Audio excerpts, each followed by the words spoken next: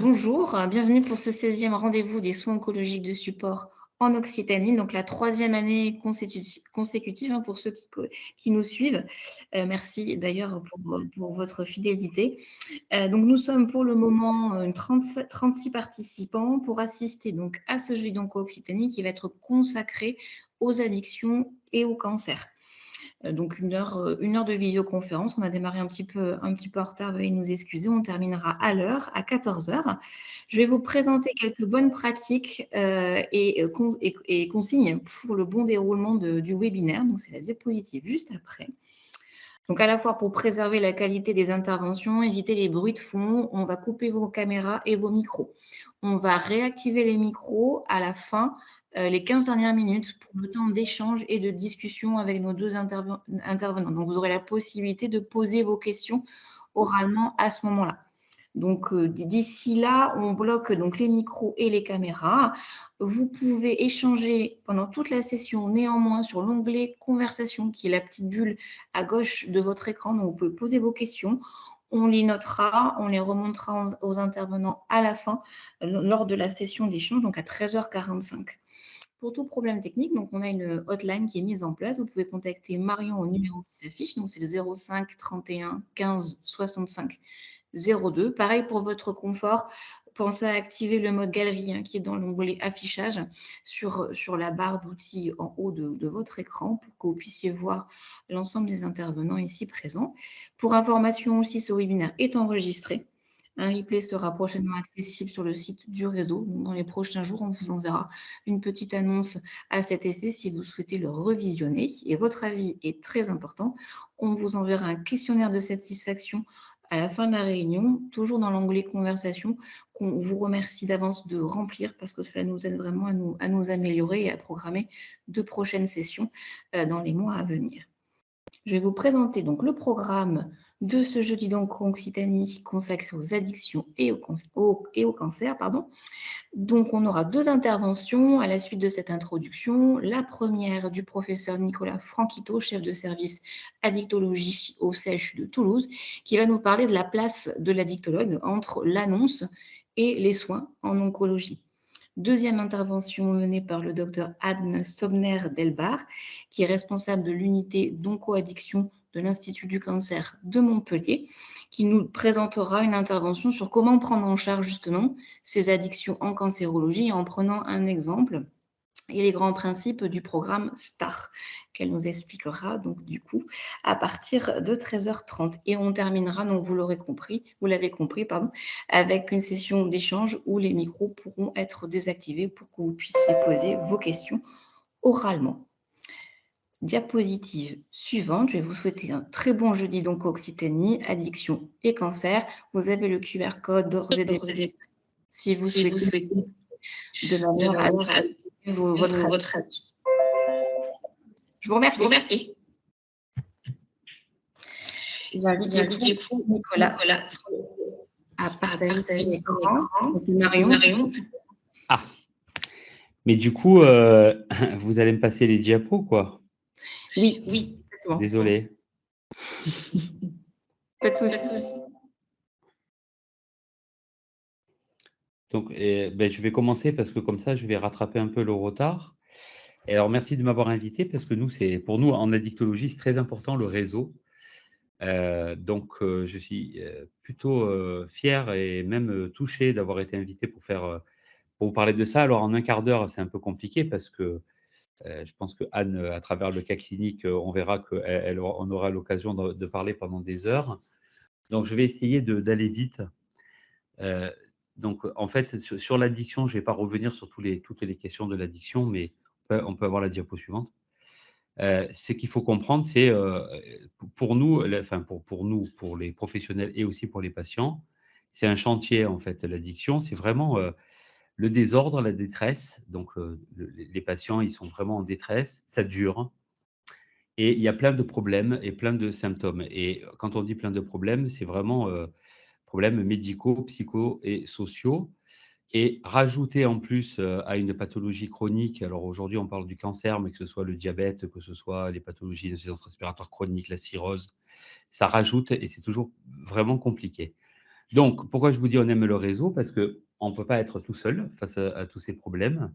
Et la compétence, en fait, et la légitimité pour le patient, elle est ensemble. Et donc, on va en reparler de ce réseau. Diapo suivante, s'il vous plaît. Voilà, alors, pour les équipes qui ont l'habitude de prendre en charge des patients addicts, on est très peu protocolisé. Donc, on a l'habitude de dire que c'est pas une science. C'est en fait, on apprend auprès des patients qui ont l'habitude de mésuser des substances ou des médicaments à des doses, des posologies ou des façons de prendre les substances qui sortent de l'ordinaire. Et donc, il faut vraiment qu'on s'adapte à eux. Et surtout, on n'a pas de filière de soins. Donc, il y a plein de ressources en addictologie. Et l'important, et c'est là l'importance de la coordination et de ce réseau, c'est qu'il faut que les patients, ils comprennent ce qu'ils font et qu'ils ne se perdent pas dans ce patchwork de ressources. Diapo suivante. Alors, j'ai schématisé, mais vraiment, j'ai schématisé parce que moi, je ne suis pas oncologue. Et donc, je sais qu'à partir des patients que je vois, il y a toujours l'annonce qui est pour nous, pour les addictologues, quand il y a un patient à qui on annonce une pathologie grave, c'est vraiment compliqué. Ensuite, il y a une période de coordination des soins, donc là où tout le monde se met en route pour essayer de préparer le mieux le patient. Alors moi, j'ai pris l'exemple de la chirurgie, mais j'ai pris aussi un exemple de traitement médical pour que vous compreniez comment on agit. Après, il y a des soins et après, il y a de la réhabilitation, en théorie. Enfin, c'est peut-être un peu simpliste, mais c'est comme ça qu'on voit les choses. Et donc, l'addictologie, c'est une période dynamique aussi qui doit se caler, parce qu'on doit se caler, en fait, sur la spécialité princeps. Donc, diapo suivante. Donc, nous, en fait, généralement, le premier contact vraiment très sérieux, c'est au moment de l'annonce. Et là, c'est important, c'est le rôle vraiment du médecin référent, parce que c'est rarement anticipé par les médecins généralistes qui ne nous envoient pas les malades avant de rencontrer ou dans l'attente du diagnostic ou des bilans complémentaires. Nous, c'est qu'au moment de l'annonce, étonnamment, on peut avoir un arrêt des consommations. Donc les patients, en fait, ils sont tellement pris dans l'annonce de la pathologie et souvent on leur dit, ben, vous avez euh, une tumeur du larynx ou du pharynx ou de voie aérienne supérieure en raison du tabac et de l'association tabac-alcool, ils arrêtent en fait. Et alors ça, il faut les prévenir que ce n'est pas le moment d'arrêter de suite et d'un coup, parce qu'il y a des risques évidemment de sevrage et ils mettent en danger leur vie. Et donc là, il faut au moment de l'annonce, c'est le top du top, mais c'est un peu compliqué vu la souffrance du système de santé. Aujourd'hui, ça serait bien d'avoir des consultations d'annonce où il y a un addictologue ou en tout cas un membre de l'équipe d'addictologie et faire des consultations conjointes. Parce que l'arrêt des consommations, les patients, ils sont contents, mais après, ils viennent à nos consultations à nous et ils trémulent, en fait, et ils sont en sevrage. Ou au contraire, il y a la majoration des consommations parce que, il y a le choc et donc il y a en fait, si vous voulez, le contre-coup de l'annonce de la pathologie fait qu'ils vont majorer les consommations. Donc c'est là que là, notre rôle, il est essentiel, nous, pour le repérage, bien évidemment, des autres co-addictions associées. Parce que souvent, on focalise sur alcool, tabac quand c'est une tumeur en lien avec ça, mais il peut y avoir cannabis, les médicaments, les autres addictions comportementales, et c'est important que l'addictologue rencontre précocement. Euh, premier entretien, nous, on fait entretien motivationnel et on va organiser le sevrage, on va adapter les traitements et on va préparer l'aval parce que ça va être long et ça va être difficile pour les patients, à la fois de prendre en charge leur pathologie cancéreuse et à la fois de mettre en stand-by leur addiction ou en tout cas de l'arrêter. Diapo suivante. Donc là, c'est le moment de l'ambivalence, hein, c'est-à-dire le petit démon qui dit ben, de toute façon, tu as une pathologie grave, tu peux continuer de consommer, c'est fichu. Et puis il y a le petit saint, le petit ange qui va dire ben, il faut absolument que tu arrêtes parce que le pronostic va être meilleur. Et cette ambivalence, c'est très humain. Hein, donc vous l'avez entre l'amour et la haine, je vous ai mis l'exemple. Ça va être vraiment la cible de notre prise en charge. Donc ça, c'est les premiers entretiens immédiatement après l'annonce. Ensuite, on y va. Donc nous, dans notre évaluation, toujours évaluation des comorbidités somatiques et psychiatriques, puisque souvent, on reste quand même dans une spécialité et il faut regarder si le rein, le foie, machin, alors ça, on le fait en coordination avec les anesthésistes, quand ils doivent être opérés ou avec les autres spécialités médicales, toujours les comorbidités psychiatriques, toujours aussi le social, parce que c'est important aussi, le travail, l'argent, les ressources, l'entourage et l'autonomie. Donc tout ça, ça s'évalue dès les premiers entretiens. Diapo suivante. Là, on rentre dans le dur, c'est-à-dire c'est le moment de se détoxifier. Donc, vous, là, l'oncologie, c'est la coordination des soins. Nous, on organise le sevrage. Les questions, c'est où, quand, comment. C'est-à-dire, il y a des patients qui ont peut-être déjà été hospitalisés dans des cliniques et c'est un peu loin. Il y a des patients qui ne veulent pas d'hospitalisation, il y en a qui veulent des sevrages ambulatoires. Et là, c'est tout le travail de la dictologue de préparer le sevrage. La question, c'est la temporalité. Donc, vraiment, le gros message, c'est qu'il faut qu'on les voit le plus précocement possible parce qu'on n'a pas le temps d'organiser un sevrage alcoolique, par exemple, si le patient il doit être opéré 2 ou 3 jours après, en sachant que ce n'est pas parce qu'il n'est pas sevré de l'alcool ou sevré de mésusage d'opiacés, de cocaïne ou qu'il n'est pas sevré d'autres substances que ça contre-indique l'intervention, mais en revanche, ça favorise les complications post-opératoires. Diapo suivante. Donc là, on est dans la maîtrise du temps. Donc, et là, c'est la course contre la montre. La maîtrise de l'espace, puisque chaque intervenant intervient pour sa spécialité tout en étant coordonné. Mais ce qui est important aussi, c'est que chacun conserve son identité professionnelle pour le lien pour le patient. Diapo suivante. Pour le sevrage, donc, je vous ai mis, si c'est une chirurgie urgente, on peut faire un sevrage court préopératoire dans le service de chirurgie, ça arrive. Et dans ce cas-là, alors généralement, ils ne sont pas très fans, mais ils n'aiment pas avoir un patient qui risque de convulser dans un service.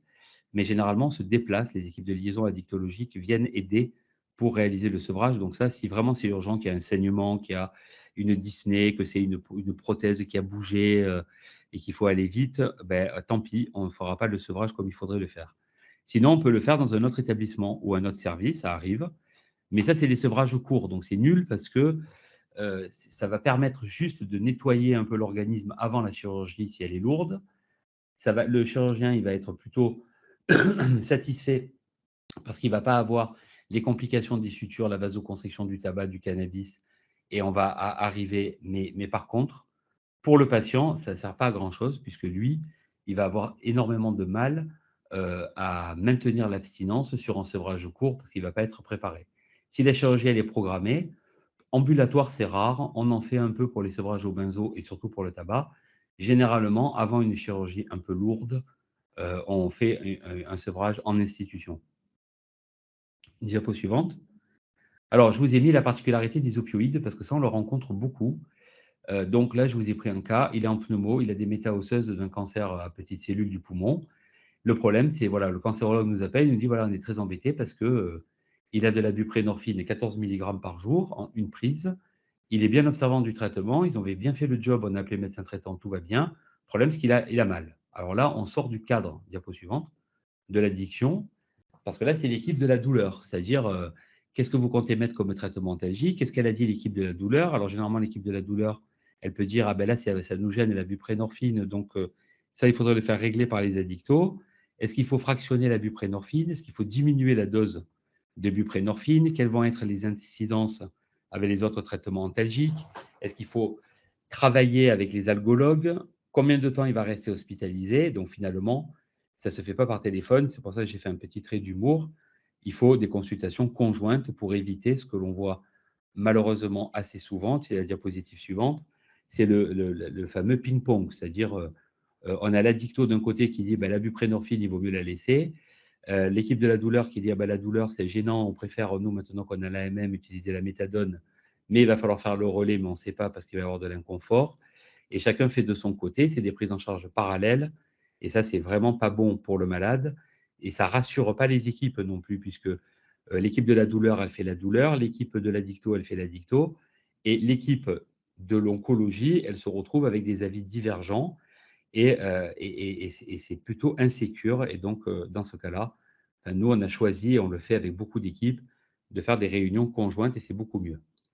Ensuite, pendant qu'il est hospitalisé et qu'il a été opéré, par exemple, c'est la diapo suivante, s'il vous plaît. Là, c'est vraiment le rôle de l'équipe de liaison en addicto. Donc là, il a été opéré, on lui a fait une grosse intervention. il se réveille et donc là, c'est le rôle de l'équipe de liaison en addictologie, c'est-à-dire c'est intéressant que l'équipe, elle aille le voir pendant l'hospitalisation.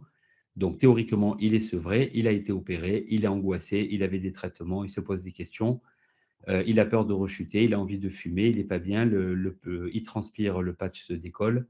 Et là, c'est bien que l'équipe de liaison, elle y aille et que ce soit la même. Nous, on essaye, c'est pour ça que j'ai mis Monsieur Tatillon, que ce soit la même personne, parce que si le patient, il a toujours la même personne, il y a un lien de confiance qui s'établit, plutôt que de voir tourner. Alors, quand on a des internes, on essaye que ce soit le même interne qui retourne voir le patient.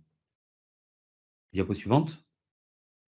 La sortie, alors la sortie, ce qui est bien, c'est que il y a une sortie et alors des fois, on nous dit: «Beh, il faudra le revoir». Alors le patient, il part dans un centre de, réadaptation, que ce soit respiratoire, fonctionnel, cardiaque, et donc on les perd un peu et donc là, c'est très important qu'avant la sortie, on ait coordonné les soins parce que vous avez entendu dire parler du craving.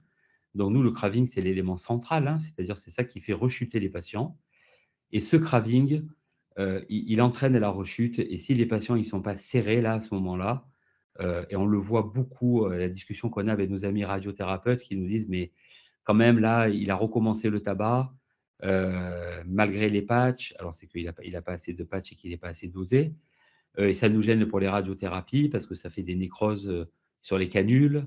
C'est embêtant, il faudrait le revoir. Alors c'est dommage qu'il y ait cette discontinuité et c'est bien qu'on prépare l'aval ensemble pour que les patients, ils aient un suivi. Diapo suivante. Un suivi qui soit, on peut cliquer juste une fois parce que je pense qu'il y a un problème d'animation. Voilà.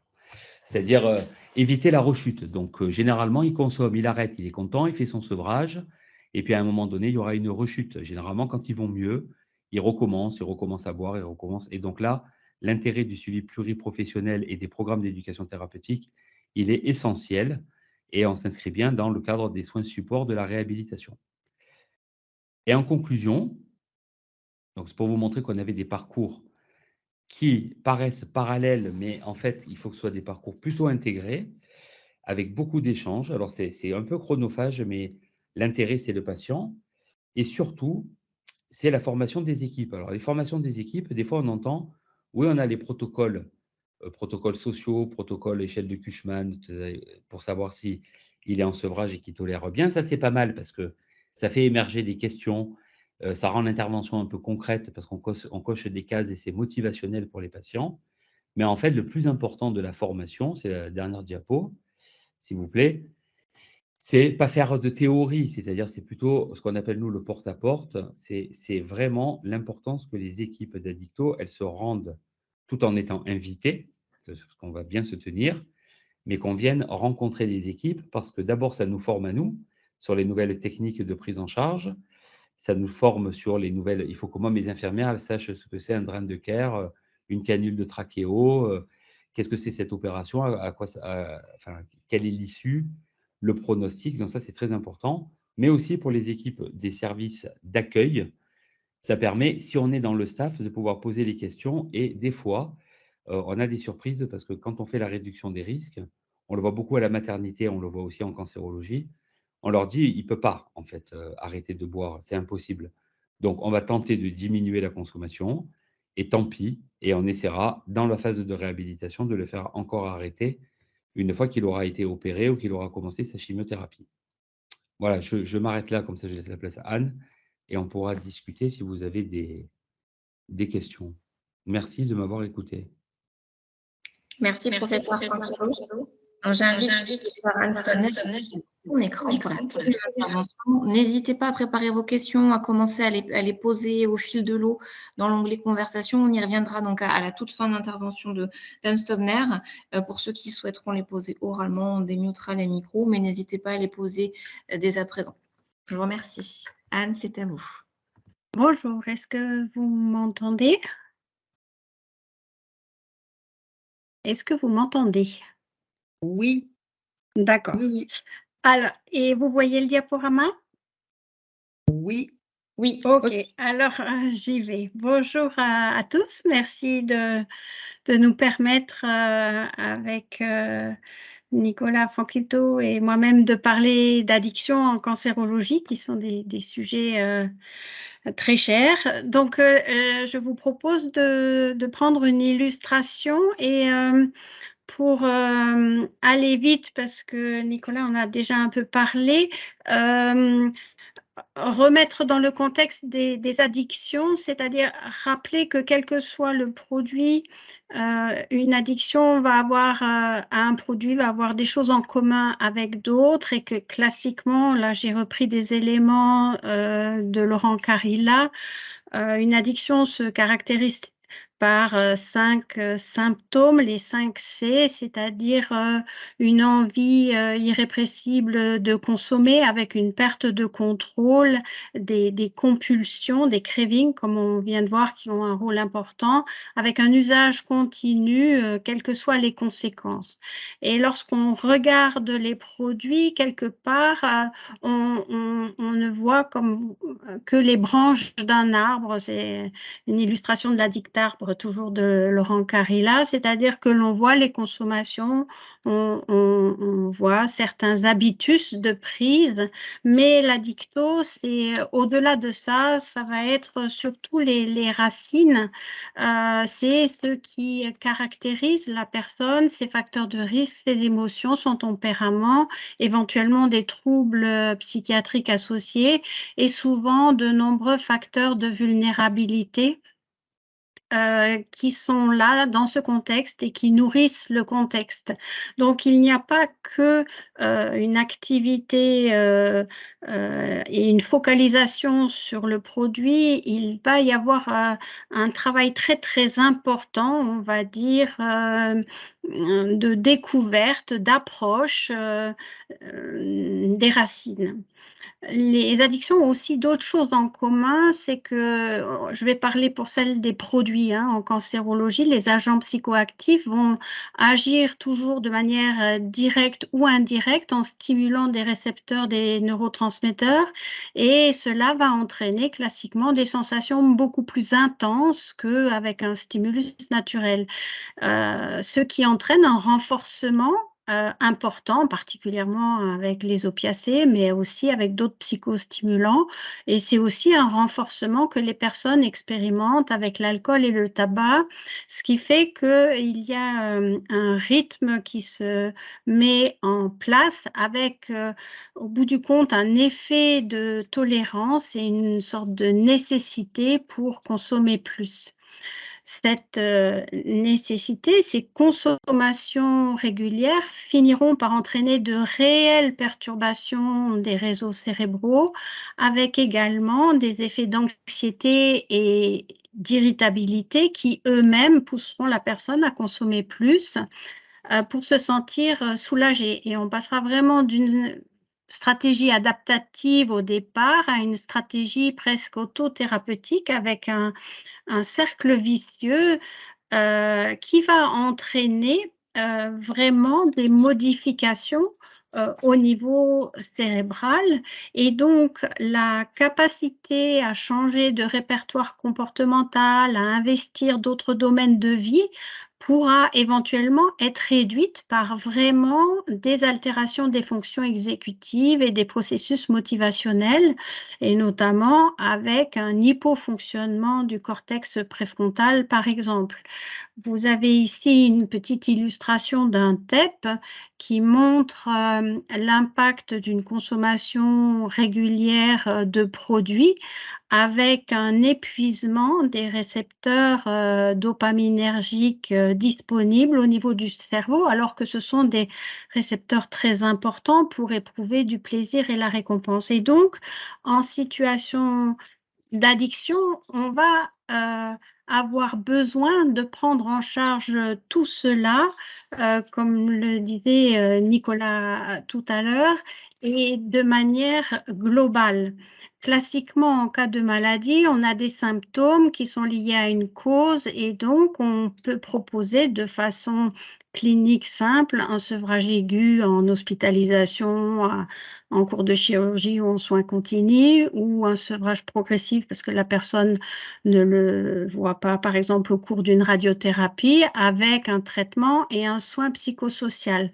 Mais lorsque l'on fera de l'addictologie complète en cancérologie, on ira plus loin que cela.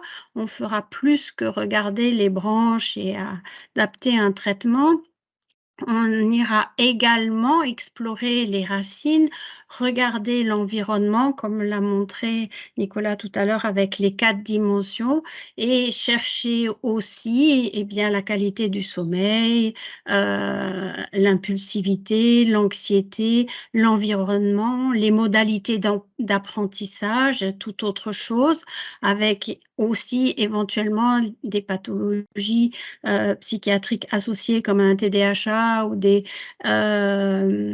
phobies sociales ou des stress post-traumatiques qui sont souvent très nombreux en cas d'addiction.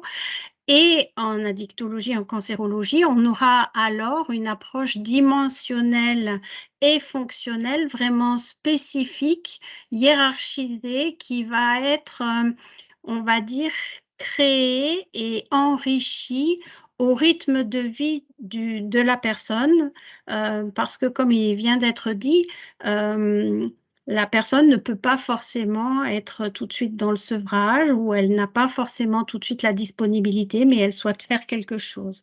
Et donc, je vais vous illustrer maintenant comment nous, à l'ICM, nous l'avons traduit avec le programme ETP STAR. Notre objectif prioritaire, c'était d'apporter une prise en charge systématique, mais vraiment systématique, pour tous les patients ayant un cancer. Et là, je parle systématique pour tous les patients ayant une consommation, pas forcément nécessairement une addiction, hein. Ça pouvait être aussi des consommations problématiques. Et donc, comment faire pour augmenter leur participation et puis leur acceptation de ce qu'on avait proposé, et avec un objectif, bien sûr, d'amélioration de qualité de vie, diminution des effets secondaires, parce que les produits de consommation augmentent les effets secondaires des traitements en cancérologie, avec aussi un objectif d'augmentation des compétences des patients eux-mêmes et des sevrages, bien sûr. Pour cela, donc, on a co-construit un programme avec les patients et les soignants. Et là, sur cette focale, je vais vous parler beaucoup de ce que l'on a fait avec les patients. Donc, début des années 2010, on a fait des enquêtes pour leur demander leur avis. Et donc, 64% de 1442 patients qui ont été interrogés, qui avaient tous un cancer en cours de traitement, des fumeurs, les patients fumeurs, souhaitaient un sevrage, et plus de la moitié nous demandaient une aide.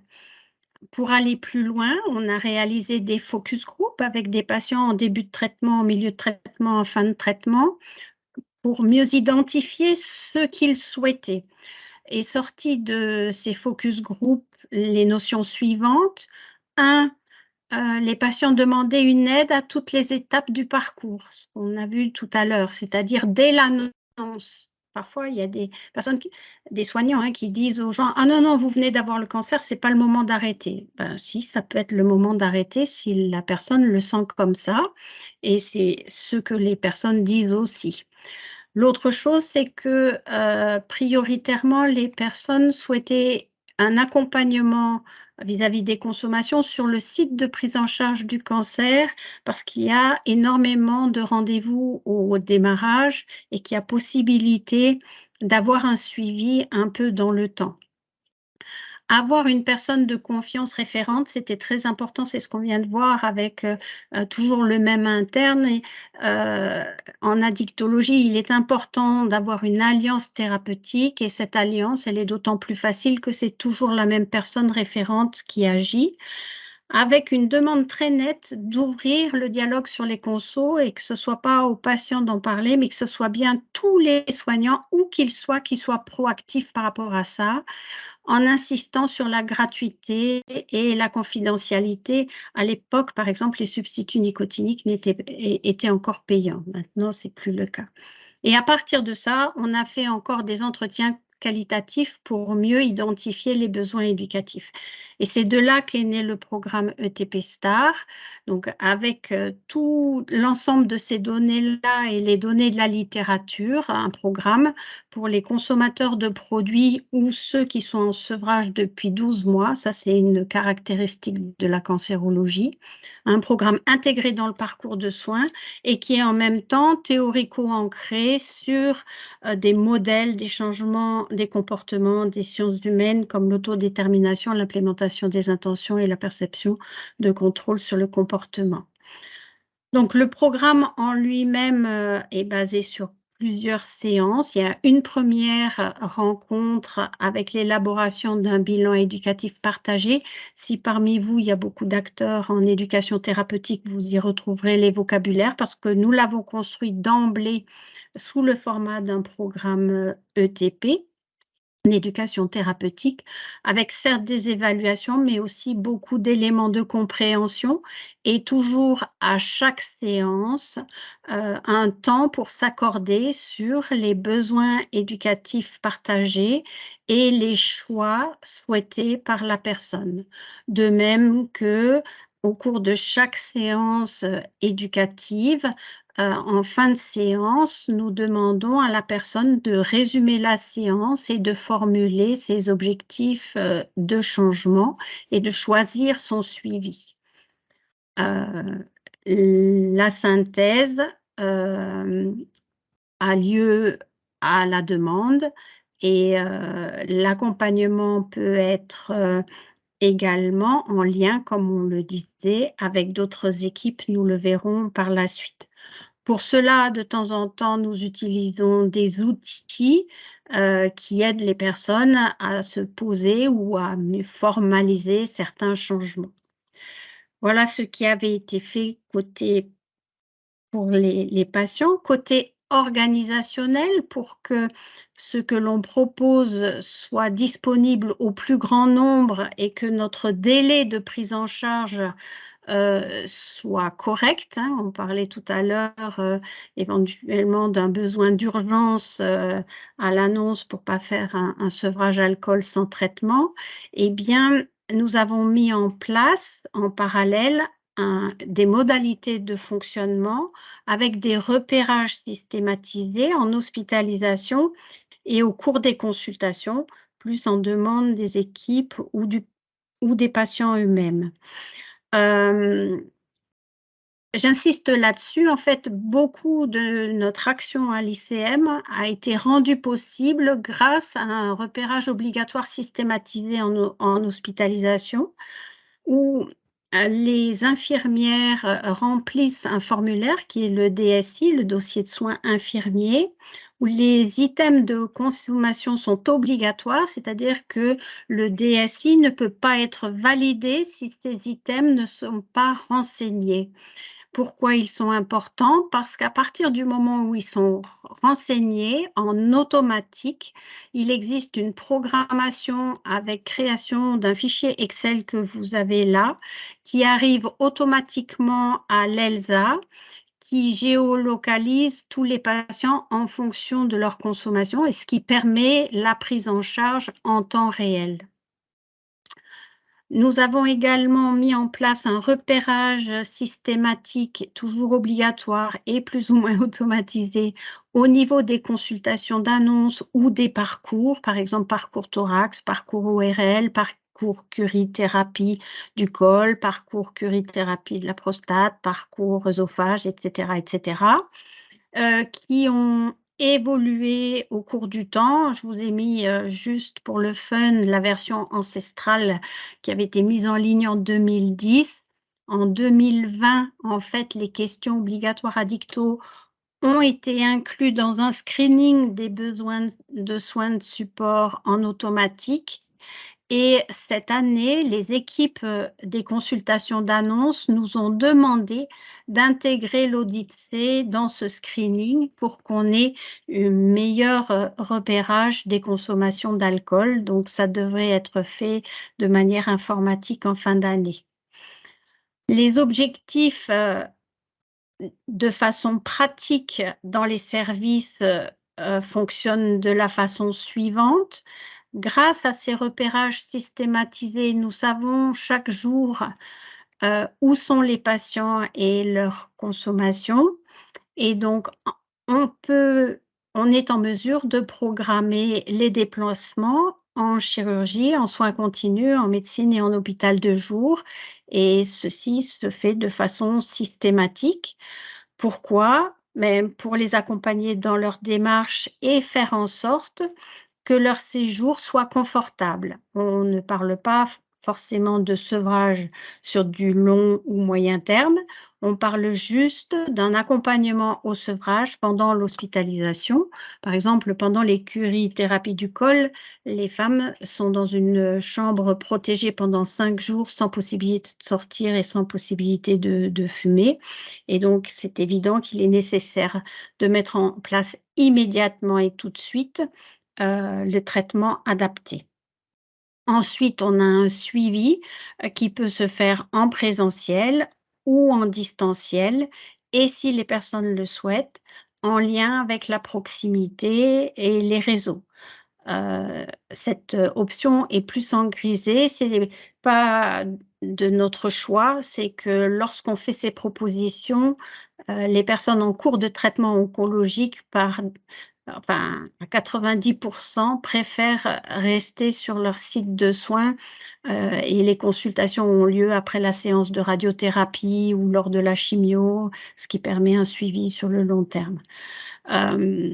Pour ceux qui seraient intéressés, qui ne sont pas forcément en lien direct avec des équipes d'addictologie, il y a des liens de prise en charge qui sont accessibles grâce notamment à ces moteurs de recherche de Santé publique France, que ce soit Alcool Infoservice, Drogue Infoservice et Tabac Infoservice, où sur chacun de ces programmes et de ces lieux, vous pouvez trouver des addictologues qui peuvent accompagner les personnes en rentrant leur code postal, par exemple.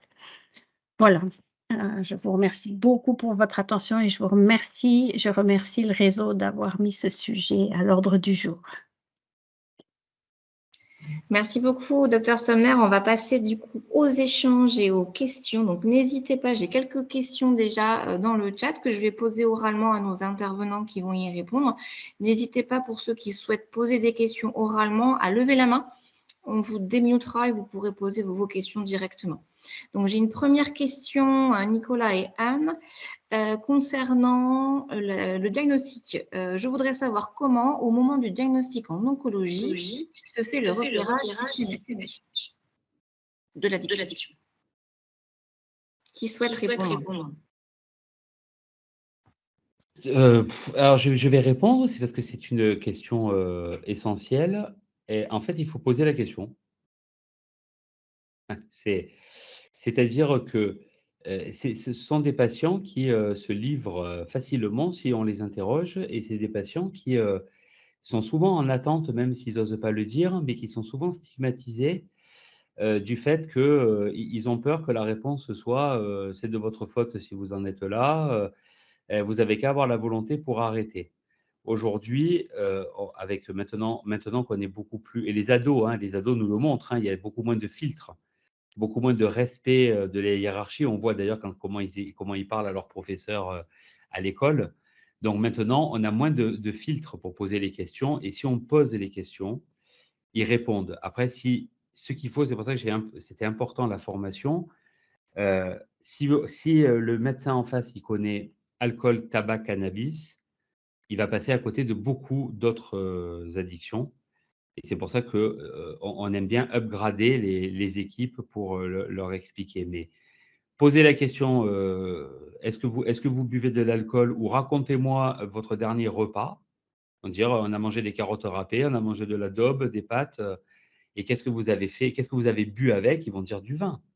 Et c'est très facile après d'enchaîner.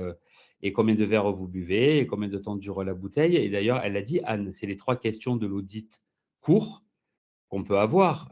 La question sur le tabac, est-ce que vous fumez du tabac? Oui, non. Moi, je leur dis, racontez-moi quand vous vous levez ce que vous faites.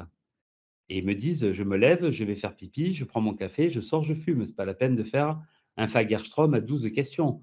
Si le temps de se lever, de faire pipi, de boire le café, il a déjà fumé une cigarette, c'est que l'addiction, elle est là. L'addiction, elle est là. Merci, professeur Canquito. Nous avons une deuxième question sur les séances. Sont-elles collectives ou individuelles? Nous avons les deux, mais majoritairement individuelles. Et ça a été un a priori dès le départ parce que suite au focus group, la majorité des personnes nous ont demandé des temps individuels. On n'est pas tout à fait toujours dans la même situation que les groupes alcooliques anonymes ou que des groupes en rééducation post-cure. Il y a beaucoup de gens qui sont sensibles aux maladies des autres et qui sont anxieux s'ils voient des gens plus ou moins tousser ou plus ou moins... Et c'est pour ces raisons-là que pratiquement, quelles que soient les localisations, ils nous ont demandé majoritairement de faire de l'individuel. Donc, on fait du groupe, mais très rare. Merci, Dr Stobner. Une troisième question sur Toulouse. Comment se passent les sollicitations auprès de l'équipe Addicto quand le patient est suivi sur l'Oncopole? Est-ce qu'il y a une filière spécifique avec un numéro de téléphone vu l'urgence de la situation?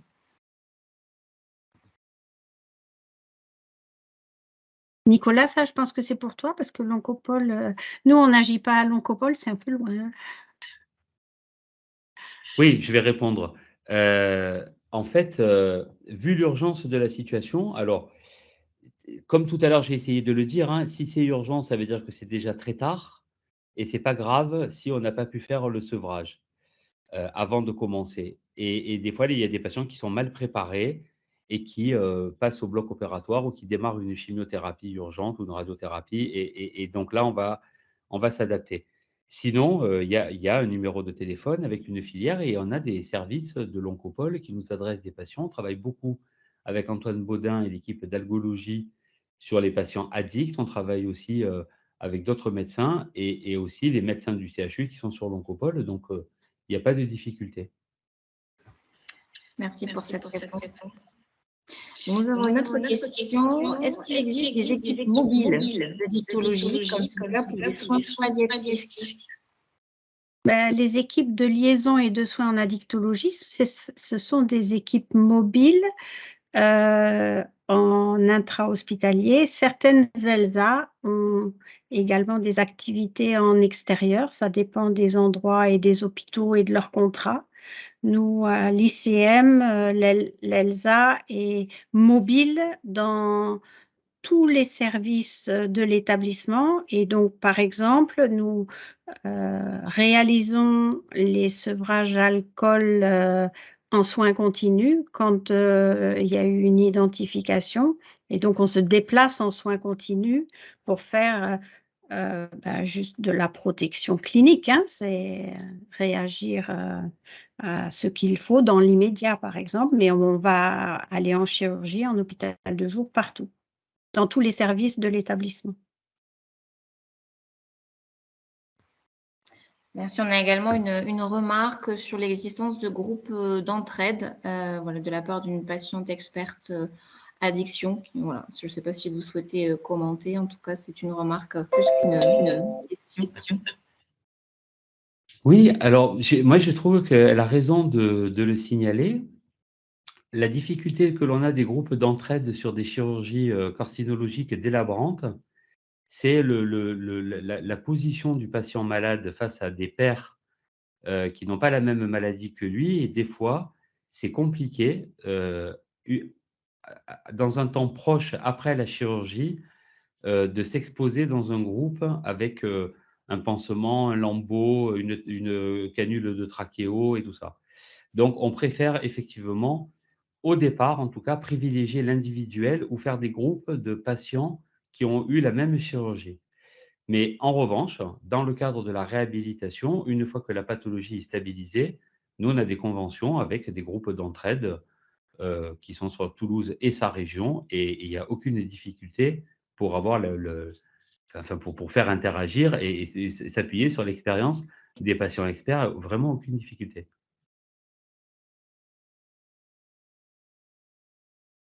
Alors, j'ai noté une question tout à l'heure à vos échanges. Où est-ce qu'on pourrait se former en tant que soignant, justement, sur ces questions quand vous dites, voilà, poser des questions, sentez-vous à l'aise pour les poser? Comment peut-on se former pour se sentir justement en capacité d'ouvrir ce dialogue avec les patients? Est-ce qu'il existe des formations ou voilà, des outils?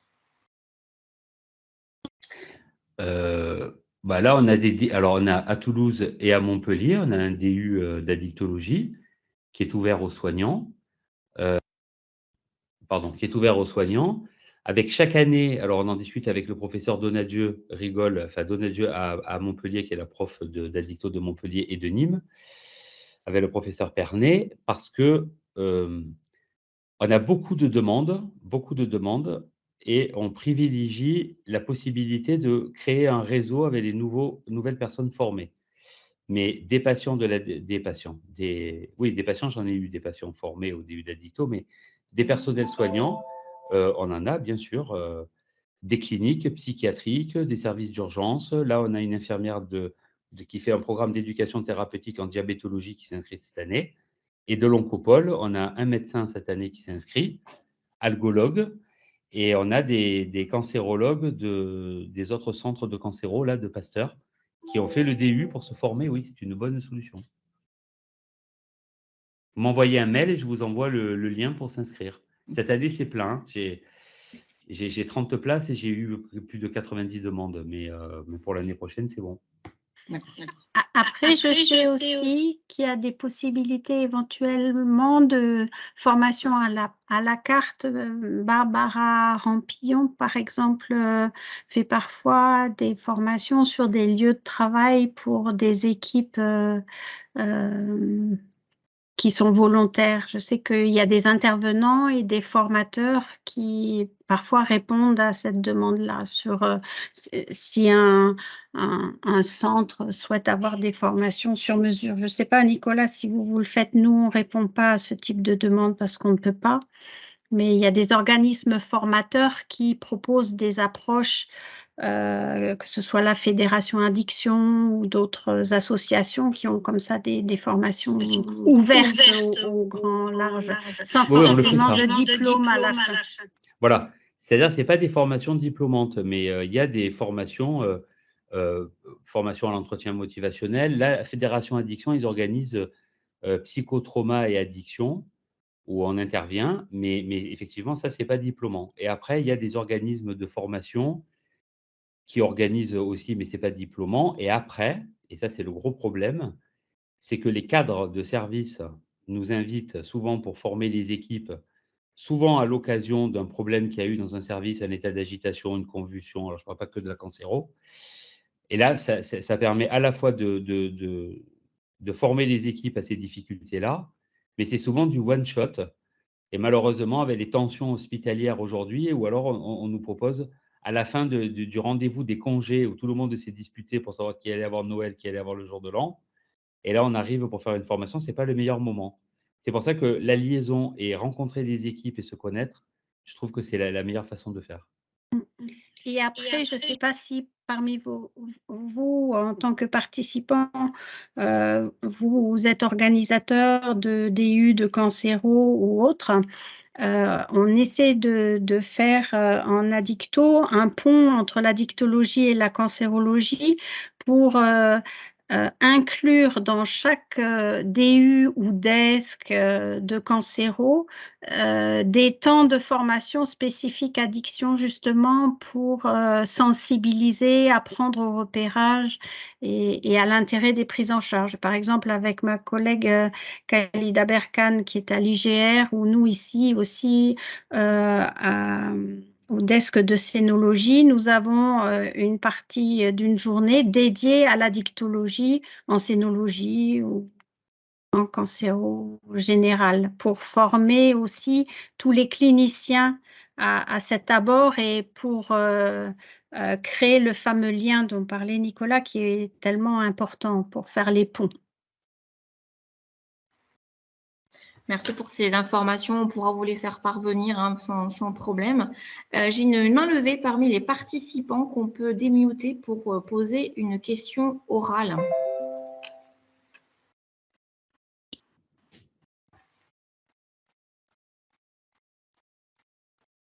On l'entend pas. Voilà, vous m'entendez? Voilà. Oui, le paradoxe, c'est que je suis malentendante, appareillée, et que c'est quand même moi qui fais ça. Oui, voilà, je trouve ça, c'est juste une remarque comme ça, je suis beaucoup en visio et je trouve ça plus chaleureux quand on entend la voix des participants et des intervenants. Voilà, c'est moi qui avais fait effectivement cette remarque sur je suis patiente experte addiction, donc, et qui avait fait cette remarque sur les groupes d'entraide. Oui, je comprends bien, entre le temps thérapeutique et qui parfois est d'urgence et le temps de réhabilitation, et je trouve que c'est important de bien signifier, de bien dire aux patients que dans ce temps ailleurs que la prise en charge hospitalière et parfois en urgence, il existe des groupes d'entraide qui vont les soutenir au long cours. Voilà. Et juste pour vous dire que moi, je suis allée en réunion avec mes pansements le lendemain, je crois, le lendemain de mon intervention chirurgicale.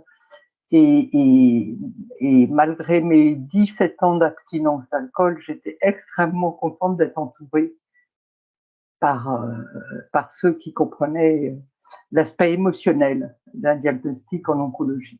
Voilà. Merci pour cette intervention. On a une dernière question de Virginie Voisard. Virginie, est-ce que vous voulez la poser oralement peut-être? C'est dommage parce que Virginie, travaillant en l'oncopole, vu les liens que l'on a tous les deux, ça aurait montré qu'il y avait des choses qui étaient construites déjà. C'est pour ça que j'ai proposé de la démuter pour qu'elle prenne la parole. Bon, sinon, la question, en attendant que Virginie arrive à prendre la parole à ce webinaire, la question, c'est au niveau de formation ou une approche de repérage et d'orientation en termes plutôt de durée, d'heures, de type de formation, de format. Réseau onco-addiction unique. Cancer, c'est un écho terrible. Au réseau onco-addiction unique cancer, on a un module de repérage qui se fait en 3 heures.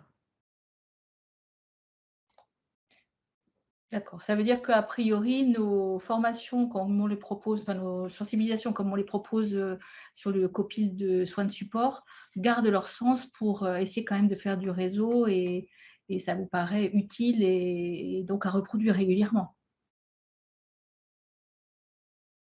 Je pense qu'il y a toujours un intérêt de sensibiliser et de former par du compagnonnage, par de l'information au repérage, c'est sûr. Mais vraiment avec des mises en situation pratique, éventuellement les personnes apportent leur cas clinique pour s'entraîner. Parce que parfois, les craintes pour aborder les sujets viennent plus de représentation personnelle que de difficultés du côté des patients. Les patients, ils attendent qu'une chose, c'est qu'on leur pose la question. D'accord. Moi, je n'ai pas posé la question là, mais ma dernière question, c'est le problème de suivi à long terme, donc particulièrement pour les patients ORL, où la durée des séquelles aggrave les risques. Est-ce que sur le suivi à long terme, vous avez des options ou des solutions que vous avez expérimentées les uns ou les autres? Sur d'autres pathologies éventuellement chroniques que vous pouvez avoir, hein, je pense que pour le foie, c'est le même problème. On a mis un système en réseau. En fait, il n'est pas rare que des patients, par exemple 2 ou 3 ans après un sevrage maintenu, sollicitent l'équipe pour un avis en cas de reprise de produit. Et donc, c'est un peu le chemin qu'avait présenté Nicolas avec les reprises possibles, la reprise 1, reprise 2. Et dans ce cas-là, reprend toujours en fonction de leurs objectifs, de leurs souhaits, soit en proximité avec des collègues, en liaison avec le médecin traitant, avec une MSP, avec une IPA, avec une IDE azalée, en fonction de... Voilà, on construit la démarche et on reprend la démarche. En général, pour ce qui est de notre expérience, les personnes n'hésitent pas parfois à rappeler, oui, 4 ou 5 ans après, à l'occasion d'une reprise ou d'une réaugmentation de consommation, parce qu'elles ont identifié un lieu où elles pouvaient parler de la consommation sans jugement et on relance une dynamique construite avec la personne. Mais c'est vrai qu'il faut quand même le dire, on est une spécialité où on est vachement confronté à l'échec et on a quand même des perdus de vue. C'est-à-dire une fois que le traitement chirurgical, même délabrant, il est stabilisé, c'est difficile pour les patients. Quand le suivi de la pathologie cancéreuse, il s'espace, le suivi addictologique, il s'espace aussi. Et le plus mauvais exemple, c'est la femme enceinte, c'est-à-dire on les accroche pendant la grossesse, on les sèvre et tout ça, et une fois que le gamin est né, ou je dis les gamins parce que la dernière j'ai vu c'était des jumeaux, elle m'a dit mais là je m'occupe de mes enfants, je peux plus venir. J'ai dit mais vous reconsommez? Elle m'a dit oui je reconsomme, mais au moins je suis avec mes enfants. Ce qui est assez compliqué. Et là en cancéro on le voit aussi, c'est-à-dire il y a une période où après les séances très éprouvantes, et que le suivi s'espace et que les gens ils ont leur premier bilan d'extension qui est plutôt bon, on en perd à ce moment-là. Et c'est là qu'il y a l'intérêt d'avoir des oncologues formés au repérage, parce que la loi fait que, par exemple, les radiothérapeutes ont des suivis quand même réguliers pendant plusieurs années et ça permet de faire à nouveau des repérages ou des réorientations. C'est là que c'est intéressant de travailler à plusieurs, voilà, parce qu'en oncologie, il y a des consultations de suivi obligatoires où il y a des perdus de vue, mais où une grande partie des personnes se rendent quand même. Merci beaucoup à tous les deux. Est-ce qu'il y a des questions, éventuellement des dernières questions à poser avant de clôturer ce webinaire?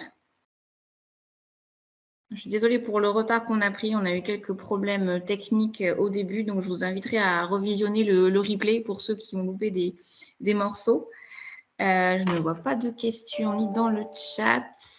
Je vais vous proposer de conclure parce qu'il est bientôt 14h15. Donc, pour ceux qui sont là depuis le début et qui n'ont pas encore déjeuné, je voulais vous remercier. Un grand merci aux intervenants pour leur disponibilité, la qualité de leurs interventions. Toutes nos excuses pour les problèmes techniques rencontrés. Donc, nous étions 57 à ce webinaire sur les addictions, comme quoi le sujet est extrêmement intéressant. N'oubliez pas de remplir le questionnaire de satisfaction. Donc, vous avez le QR code qui s'affiche à l'écran. Vous pouvez le scanner. Votre avis nous intéresse. C'est important pour nous de s'améliorer et aussi d'avoir des idées de prochaines thématiques pour programmer les prochains webinaires sur les jeudis d'Onco-Occitanie dans les mois à venir. Je vous donne également rendez-vous, alors pas en octobre, on n'aura pas de jeudi d'Onco-Occitanie en octobre, mais en novembre. Le jeudi 16 novembre de 13h à 14h, selon les mêmes modalités, en webinaire également, et pour une session qui sera consacrée cette fois-ci à l'odontologie. Donc, on vous espère nombreux. Vous pouvez vous inscrire en ligne sur le site occitanie.fr. Le programme définitif sera bientôt mis en ligne sur notre site. N'hésitez pas à le consulter. Je vous remercie et je vous souhaite un excellent appétit pour ceux qui n'ont pas déjeuné et une très bonne après-midi à tous. Merci beaucoup. Merci beaucoup. Merci, au revoir. Merci beaucoup. Merci, au revoir. Bonne journée.